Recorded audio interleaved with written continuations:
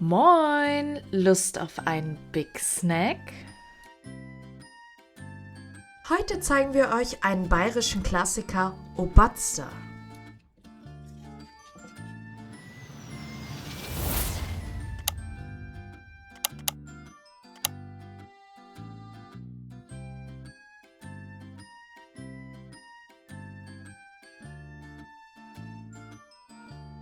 Zunächst starten wir mit dem Camembert und würfeln ihn.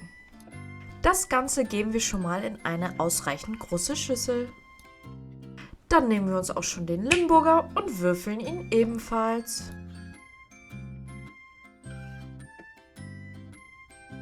Das Ganze zerstampfen wir dann etwas. Nun geben wir auch schon die Butter hinzu und verarbeiten das Ganze zu einer Masse.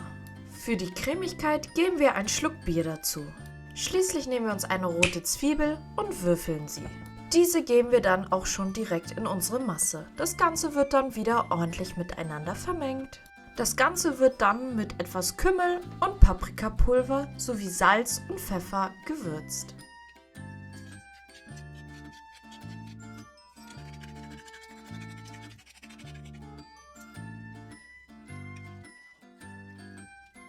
Zum Schluss nehmen wir uns noch etwas frischen Schnittlauch, schneiden ihn und geben ihn ebenfalls dazu.